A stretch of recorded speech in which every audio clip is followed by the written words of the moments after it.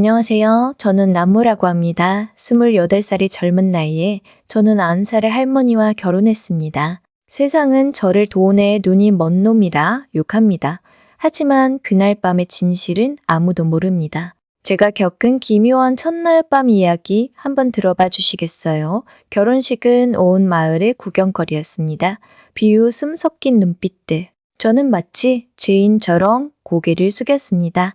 휠체어에 앉은 할머니는 소녀처럼 웃고 있었습니다. 모두가 궁금해했습니다. 결혼식이 끝나고 대저택으로 돌아왔습니다. 부유했습니다. 세상의 모든 소음이 문 밖에서 멈춘 듯 했습니다. 제 심장 소리만 크게 들렸습니다. 할머니의 낡은 침실은 어둡고 깊었습니다. 오래된 나무와 희미한 약 냄새가 났습니다. 숨이 막혔습니다. 삐걱거리는 소리와 함께 방문이 닫혔습니다. 우리는 세상과 완전히 단절되었습니다. 이제 저와 할머니 단둘만이 남았습니다. 무언가 시작되어야 했습니다. 모두가 상상하는 바로 그 일이 말입니다. 하지만 과연 그랬을까요? 그날 밤 저는 상상도 못한 진실을 마주했습니다. 본격적인 이야기가 시작되기 전에 구독과 좋아요 눌러주시면 감사하겠습니다. 방문이 닫히고 낡은 노스의 잠금새가 돌아가는 소리가 들렸습니다. 세상의 모든 소리가 그 소리와 함께 모였습니다. 저는 침실 한가운데 못 박힌 듯 서 있었습니다. 어둡고 묵직한 공기가 제 어깨를 눌렀습니다. 수십 년은 묵었을 가구들과 오래된 책 냄새가 났습니다. 그리고 그 모든 것을 감싸는 희미한 약초 향기. 그것은 삶의 냄새라기보다 죽음에 가까운 냄새였습니다.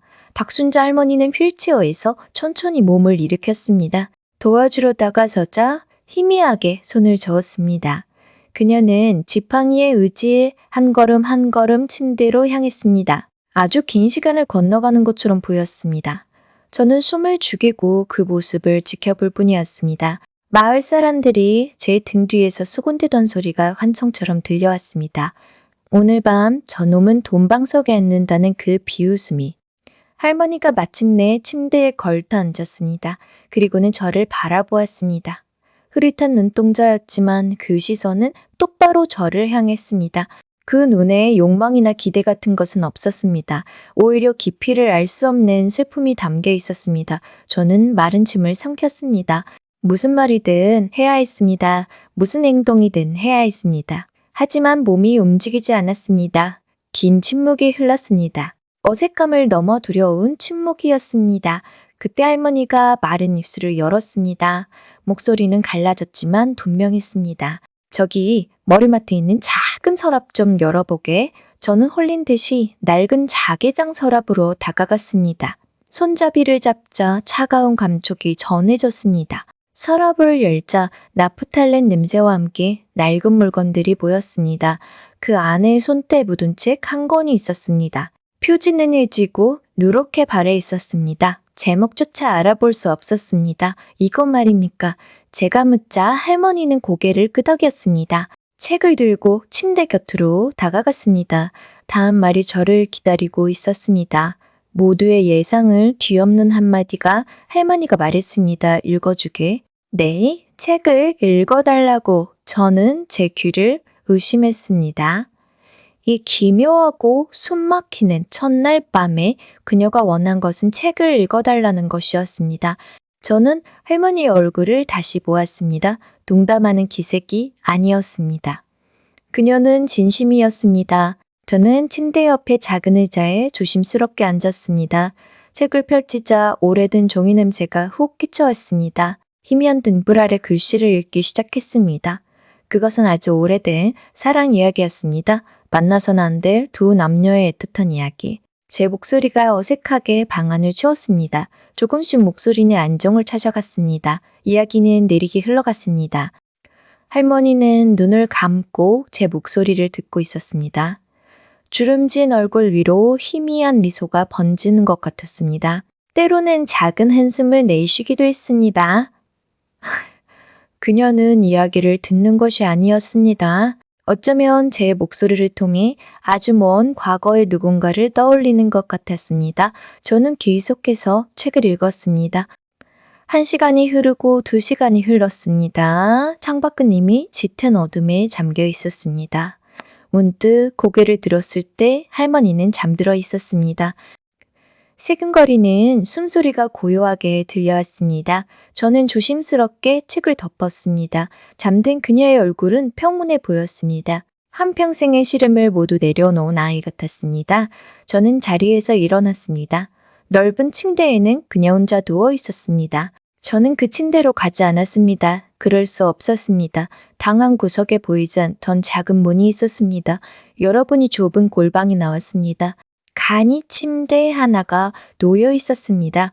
아마 저를 위한 자리인 듯 했습니다. 저는 옷도 벗지 않은 채 그 차가운 침대에 몸을 놓였습니다. 천장을 바라보며 밤새 뒤척였습니다. 이해할 수 없는 밤이었습니다. 다음 날 아침이었습니다. 제가 눈을 떴을 때 집안은 조용했습니다. 골방을 나와 침실을 보니 할머니는 이미 일어나 없었습니다. 거실로 나가자 그녀는 휠체어에 앉아 있었습니다. 창밖의 들판을 말없이 내다보고 있었습니다. 제가 다가가도 아무런 말이 없었습니다. 잠시 후 일하는 아주머니가 아침상을 차려왔습니다. 아주 길고 넓은 식탁의 양 끝에 저와 할머니가 앉았습니다. 미역국과 흰쌀밥, 소박한 아침상이었습니다. 우리는 말없이 밥을 먹었습니다. 숟가락과 그릇이 부딪히는 소리만이 정적을 깨뜨렸습니다. 어색하고 불편한 식사였습니다. 어젯밤의 일은 마치 꿈처럼 느껴졌습니다. 하지만 꿈이 아니었습니다. 이것이 저의 새로운 현실이었습니다. 아무것도 이해할 수 없는 기묘한 현실. 식사를 마치고 그녀가 처음으로 입을 열었습니다. 오늘 같이 갈 데가 있네. 그 한마디가 저희 두 번째 날을 열고 있었습니다. 우리가 향한 곳은 마을에서 조금 떨어진 작은 언덕이었습니다. 할머니는 휠체어에 앉아 있었고 제가 그 뒤를 밀었습니다. 오래된 소나무들이 늘어선 좁은 길이었습니다.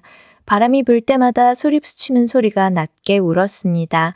그 소리는 마치 누군가의 속삭임처럼 들렸습니다. 할머니는 아무 말이 없었습니다.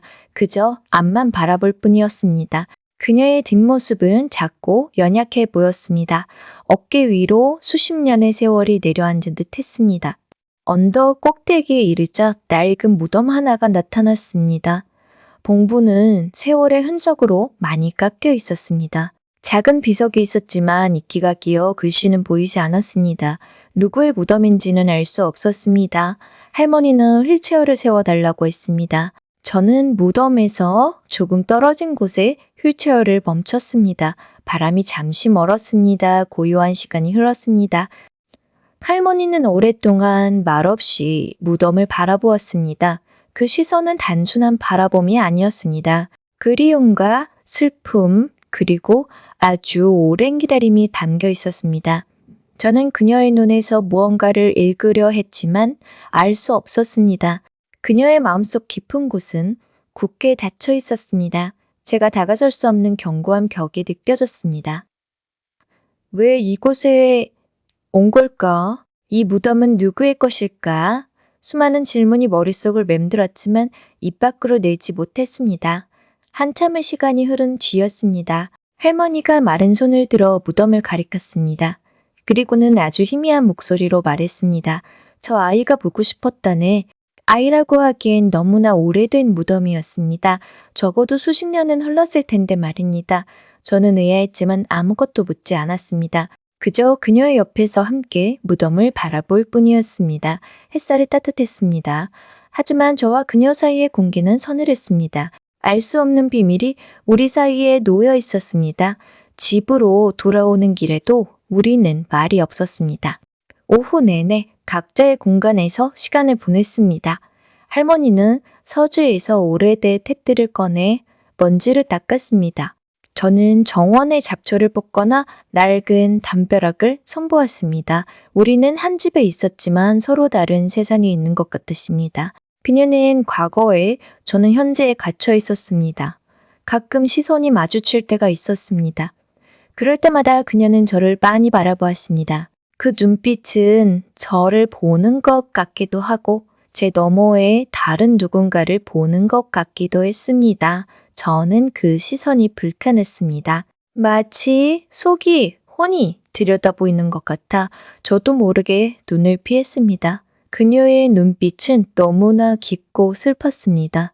저녁 식사 시간은 어제와 같았습니다. 긴 식탁의 양끝에 앉아 말없이 밥을 먹었습니다. 어색한 침묵이 우리를 짓눌렀습니다. 이 집의 모든 시간은 멈춰 있는 듯 했습니다. 식사가 끝나고 저는 제 골방으로 돌아가려 했습니다. 그때 할머니가 저를 불렀습니다. 나무 총각. 저는 걸음을 멈추고 그녀를 돌아보았습니다. 그녀는 손에 낡은 사진 한 장을 들고 있었습니다.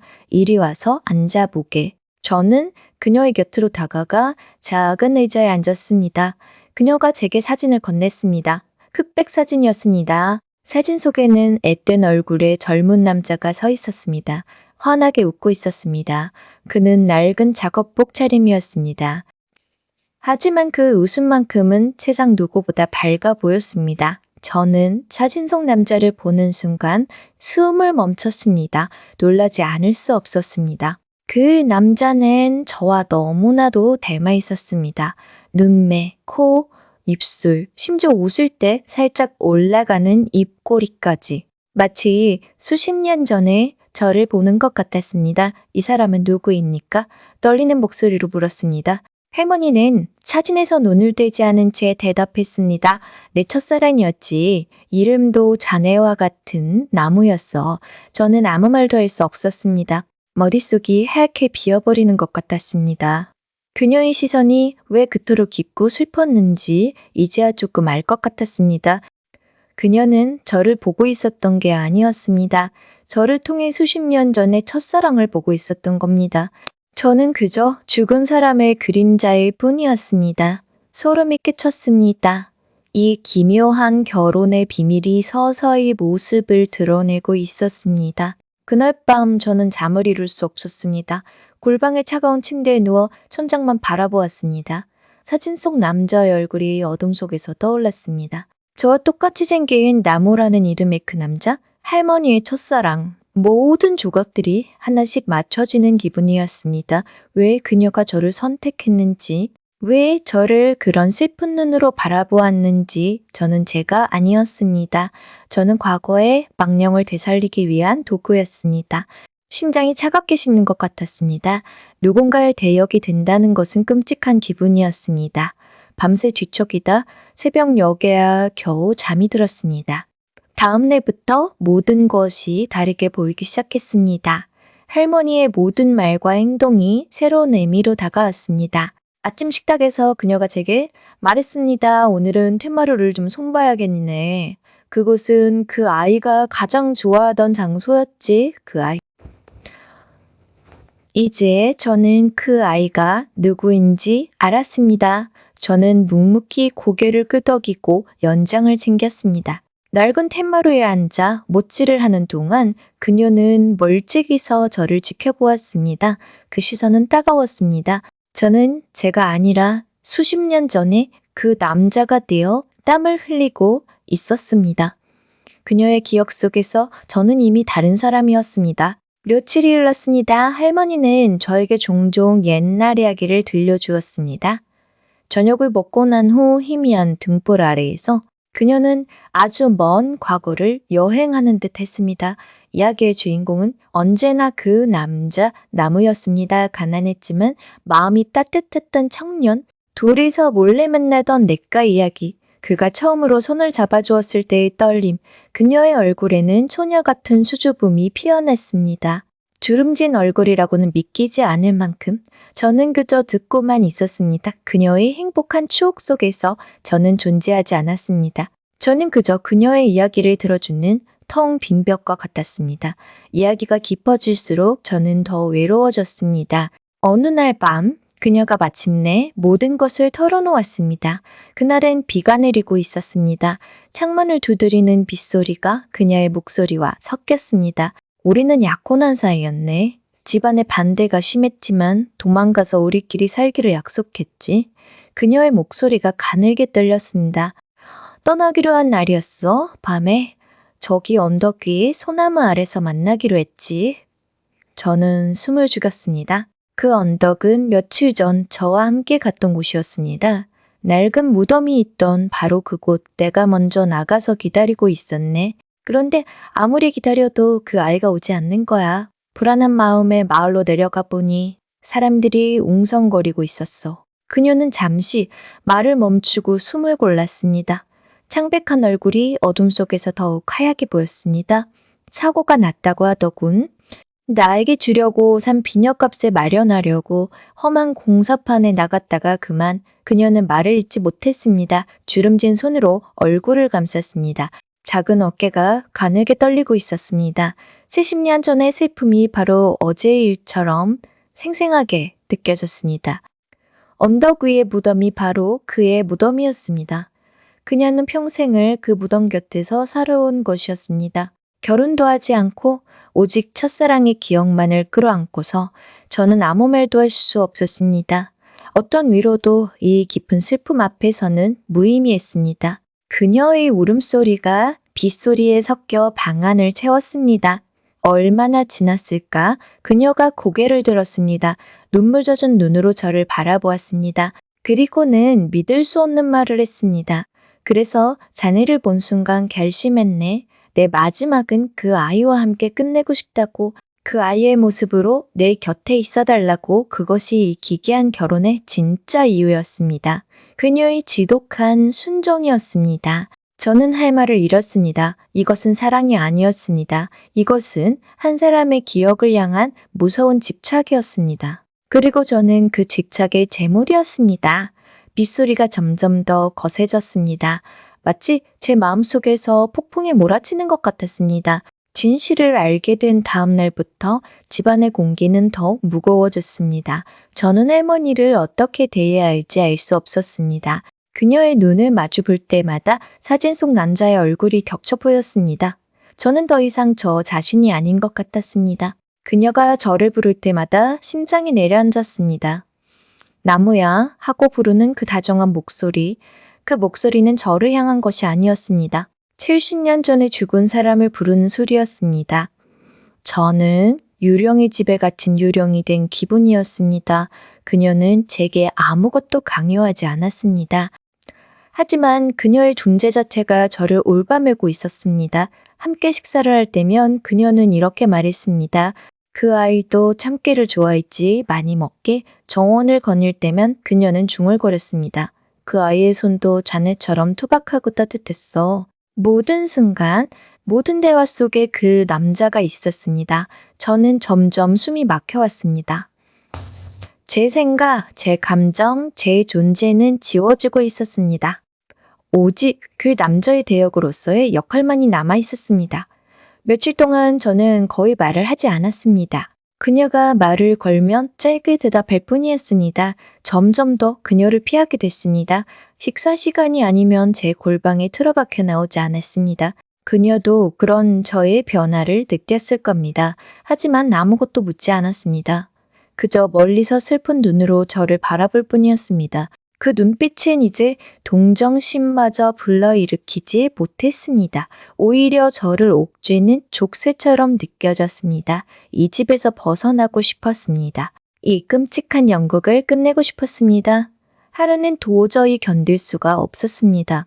저는 무작정 집을 나섰습니다. 어디로 가야 할지 목적지도 없었습니다. 그저 이 숨막히는 공간에서 멀어지고 싶었습니다. 한참을 걷다 보니 마을 주막이 나타났습니다. 저는 망설임 없이 안으로 들어갔습니다. 탁한 막걸리 한 사발을 시켜 단숨에 들이켰습니다. 씁쓸하고 시큼한 술이 목구멍을 타고 넘어갔습니다. 가슴이 타는 듯했습니다. 몇 잔을 더 마셨습니다. 술기운이 오르자 억눌렀던 감정들이 터져 나왔습니다. 분노와 서러움, 그리고 알 수 없는 연민이 뒤섞였습니다. 나는 누구인가? 나는 왜 여기에 있는가? 끊임없이 자문했습니다. 아무도 대답해 주지 않았습니다. 주막 안의 사람들은 저를 힐끔거리며 수군댔습니다. 저놈이 그 할망구랑 결혼한 놈 아니냐? 팔자 한번 제대로 고쳤네. 그들의 비웃음이 예전처럼 아프게 들리지 않았습니다. 오히려 헛웃음이 나왔습니다. 그들은 제가 돈 때문에 이 모든 것을 견딘다고 생각했습니다. 차라리 그랬다면 마음이라도 편했을 겁니다. 하지만 아니었습니다. 저는 돈이 아니라 한 사람의 지독한 그리움에 발목이 잡혀 있었습니다. 얼마나 마셨을까? 세상이 빙빙 돌았습니다. 비틀거리며 자리에서 일어났습니다. 집으로 돌아가고 싶지 않았습니다. 하지만 갈 곳도 없었습니다. 어두운 밤길을 혼자 걸었습니다. 차가운 밤 공기가 술기운을 식혀주었습니다. 정신이 조금 돌아오자 끔찍한 현실이 다시 저를 덮쳤습니다. 이대로 도망쳐버릴까? 몇 번이나 그런 생각을 했습니다. 아무도 모르는 곳으로 가서 다시 예전처럼 살고 싶었습니다. 하지만 발걸음은 저도 모르게 다시 그 집으로 향하고 있었습니다. 왜일까? 왜 나는 떠나지 못하는 걸까? 그녀의 슬픈 눈이 떠올랐습니다. 평생을 한 사람만 그리워하며 살아온 그 기고한 인생이 미웠지만 동시에 가슴 한구석에 아려왔습니다. 저는 그녀를 미워하면서도 연민하고 있었습니다. 이 지독한 굴레에서 벗어날 수 없을 것 같았습니다. 집 앞에 다다랐을 때 대문 앞 등불이 환하게 켜져 있었습니다. 그리고 그 불빛 아래 그녀가 휠체어에 앉아 저를 기다리고 있었습니다. 밤이 깊었는데도 추운 바람이 부는데도 그녀는 우두커니 앉아 제가 돌아오기만을 기다리고 있었습니다. 그 모습을 보는 순간 제 안에서 무언가 무너져 내렸습니다. 제가 다가가는 것을 보고 할머니가 천천히 고개를 들었습니다. 가로등 불빛에 비친 그녀의 얼굴은 창백했습니다. 걱정스러운 기색이 역력했습니다. 어디 갔었나? 목소리는 잠겨 있었지만 질책하는 톤은 아니었습니다. 그저 안도와 걱정이 뒤섞인 물음이었습니다. 저는 아무 대답도 하지 못했습니다. 술기운과 죄책감이 뒤섞여 입이 떨어지지 않았습니다. 그녀는 더 이상 묻지 않았습니다. 대신 휠체어를 돌려 집 안으로 들어가자는 무언의 신호를 보냈습니다. 집 안은 따뜻했습니다. 제가 없는 동안 불을 지펴놓은 모양이었습니다. 거실 탁자 위에는 식어버린 저녁상이 그대로 놓여 있었습니다. 제가 먹지 않은 밥과 국, 그녀는 저를 기다리며 저녁도 걸은 것 같았습니다. 가슴 한구석이 욱신거렸습니다. 그녀는 저를 그 남자의 대역으로만 보는 것이 아니었습니다. 어쩌면 지금의 저라는 존재에게도 마음을 쓰고 있었던 건지도 모릅니다. 혼란스러웠습니다. 그녀의 진심이 무엇인지 도무지 알 수 없었습니다. 그녀는 서재로 저를 이끌었습니다. 그리고는 낡은 책장 가장 깊숙한 곳에서 작은 나무 상자를 꺼냈습니다. 자물쇠도 없는 평범한 상자였습니다. 그녀는 상자를 열어 제 앞에 내려놓았습니다. 상자 안에는 낡은 일기장 몇 권이 들어있었습니다. 휴지는 달코해져서 세월의 흔적을 고스란히 담고 있었습니다. 이게 뭔가요? 제가 묻자 그녀는 희미하게 미소 지었습니다. 내 젊은 날의 부끄러운 기록일세. 저는 의아한 표정으로 그녀를 바라보았습니다. 그녀는 일기장 하나를 집어들고 말했습니다. 자네에게 보여주고 싶었네. 내가 어떤 마음으로 평생을 살았는지, 그리고 내가 왜 자네에게 이런 부탁을 할 수밖에 없었는지. 그녀는 제가 혼자 읽어보라며 서재를 나갔습니다. 저는 홀로 남아 낡은 일기장을 펼쳤습니다. 조심스러웠습니다. 한 사람의 가장 깊은 비밀을 엿보는 기분이었습니다. 첫 장을 넘기자 앳된 소녀의 글씨체가 나타났습니다. 잉크가 번지고 종이는 누렇게 발해 있었습니다. 일기는 그 남자, 나무를 처음 만난 날부터 시작되었습니다. 설렘, 기쁨, 사랑의 감정이 서툰 문장 속에 고스란히 담겨 있었습니다. 페이지를 넘길수록 저는 그녀의 사랑에 깊이 빠져들었습니다.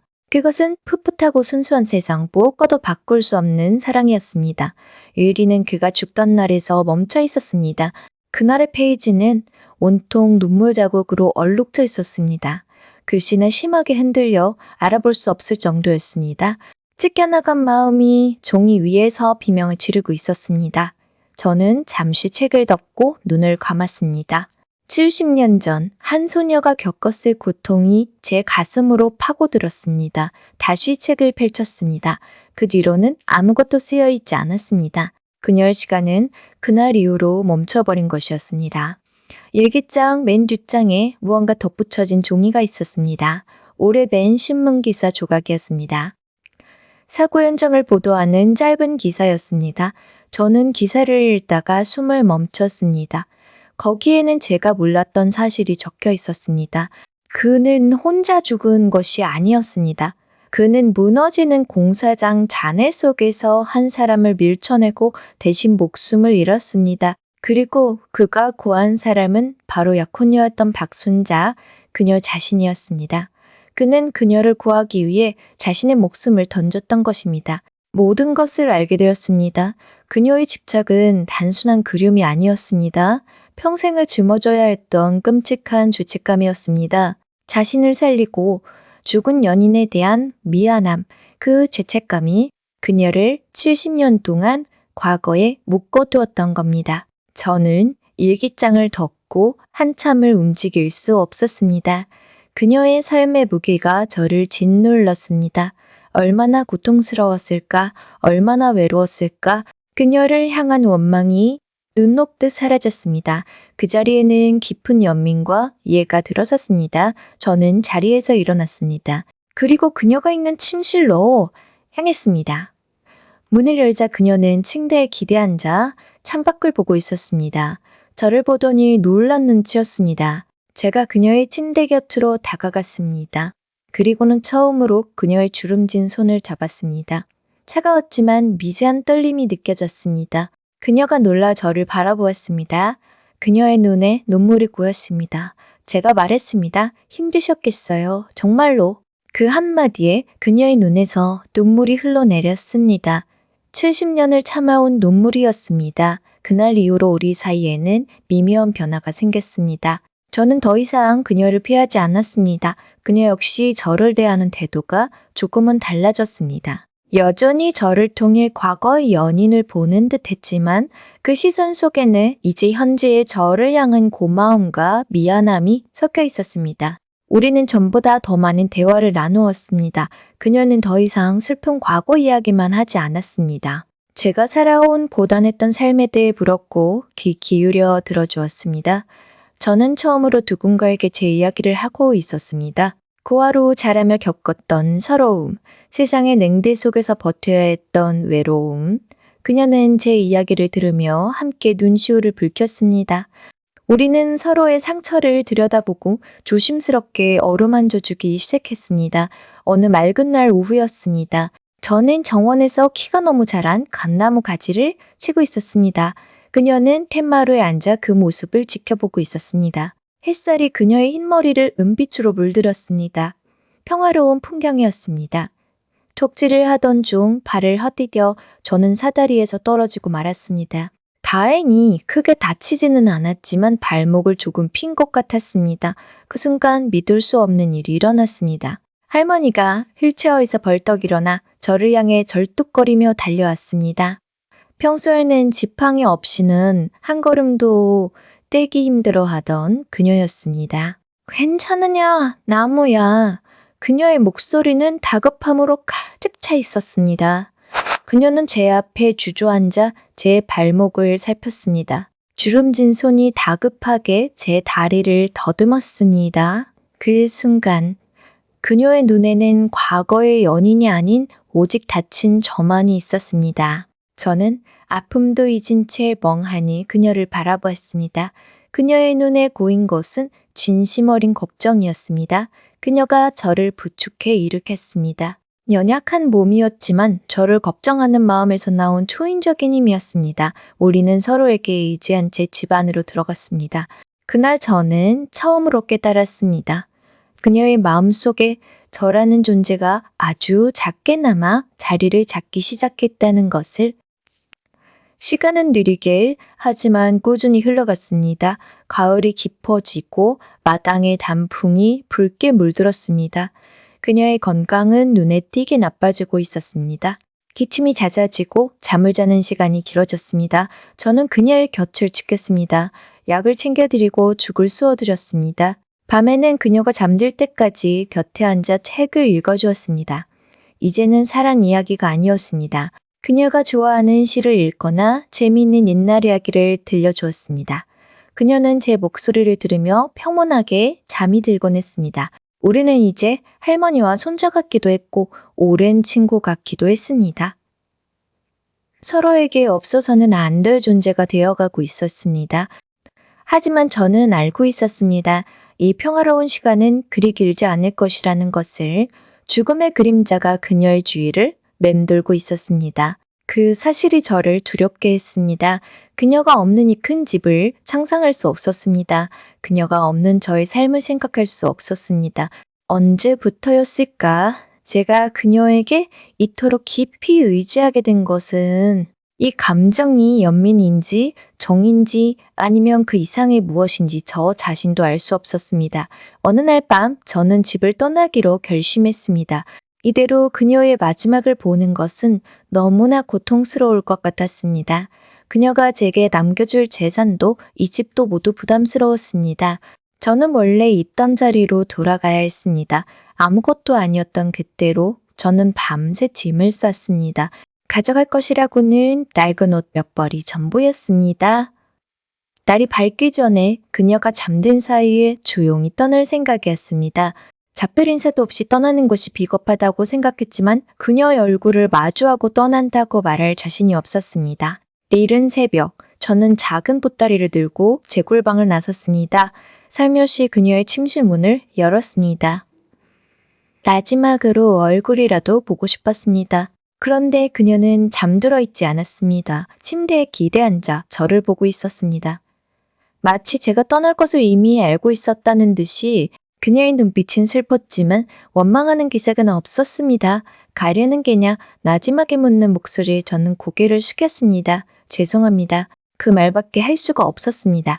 그녀가 손짓했습니다. 이리 와서 앉아보렴. 저는 그녀의 침대 곁으로 다가가 무릎을 꿇었습니다. 그녀가 제 얼굴을 향해 앙상한 손을 뻗었습니다.